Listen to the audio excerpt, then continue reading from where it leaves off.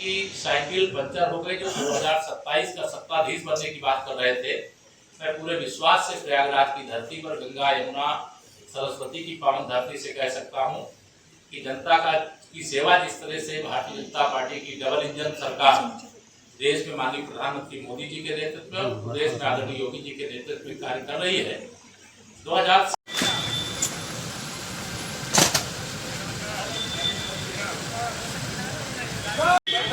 गुड्डू भैया से बात कर लो, पहले आप ही करा लीजिए, अभी हम गुड्डू भैया से बात कर रहे हैं।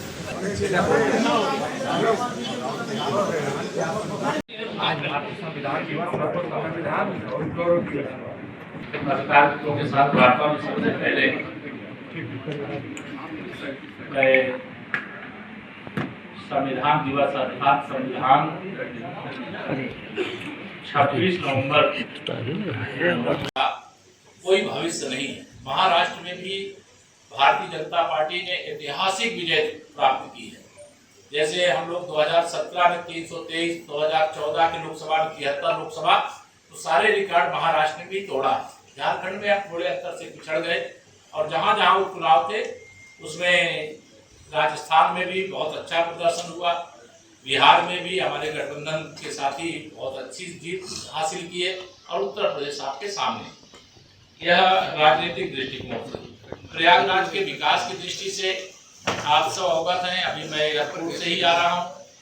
हमारा एयरपोर्ट का विस्तारीकरण हो रहा है जो प्रयाग के लिए बहुत बड़ी उपलब्धि है। हमारा प्रयागराज का रिंग रोड बन रहा है जो प्रयागराज के लिए बहुत बड़ी उपलब्धि है। प्रयागराज का गंगा जी का 6 लेन का ब्रिज फाफा मऊ की तरफ से बन रहा है। ये बहुत बड़ी प्रयागराज की अनेक पीढ़ियों के लिए उपलब्धि है। हमारा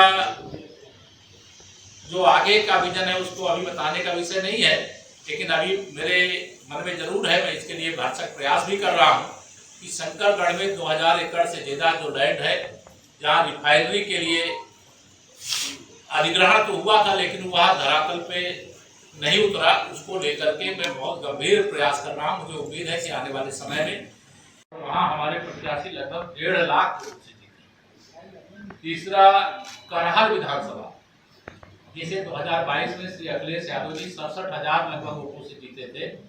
इस बार उनकी जीत, सपा की जीत जो है 14,000 पर आके सिमट गई है। कटेहरी जो हम 33 वर्षों से सीट नहीं जीते थे, इस बार वहाँ धर्मराज निषाद जी हमारे लगभग 34,000 वोटों से जीते हैं।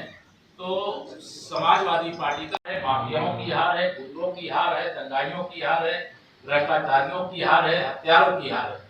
इसलिए यह चुनाव कई दृष्टियों से बहुत महत्वपूर्ण है।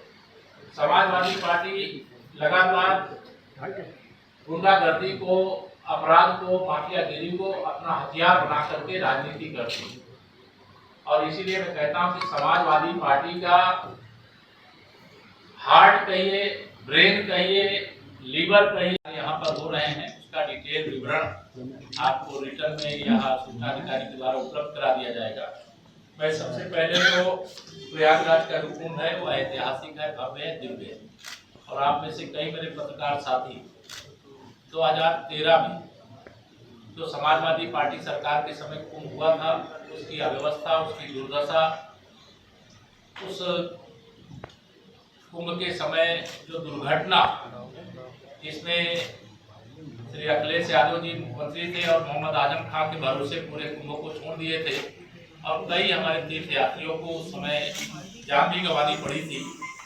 हम भगवान से यही प्रार्थना करते हैं और प्रयास भी सरकार की ओर से भरपूर है कि हमारा कुंभ हर प्रकार से सुरक्षित हो, सुव्यवस्थित हो, दिव्य हो, भव्य हो और जितनी जरूरत है उससे अच्छी व्यवस्था देने का काम किया जाए। दूसरा, अभी विधानसभा के जो उपचुनाव जिसमें फूलपुर विधानसभा से श्री दीपक पटेल जी सहित हमारे 7 विधायक, 6 भारतीय जनता पार्टी के, एक हमारे गठबंधन दल के, राष्ट्रीय लोक दल के, मीरापुर जो विधानसभा थी वहां से मिथिलेश पाल जी वहां भी विधायक बन करके आई हैं और सबसे बड़ा मतलब आश्चर्यचकित करने वाला हमारे लिए कुंदरकी में बहुत बड़ा समर्थन मुस्लिम मतदाताओं को भी भारतीय जनता पार्टी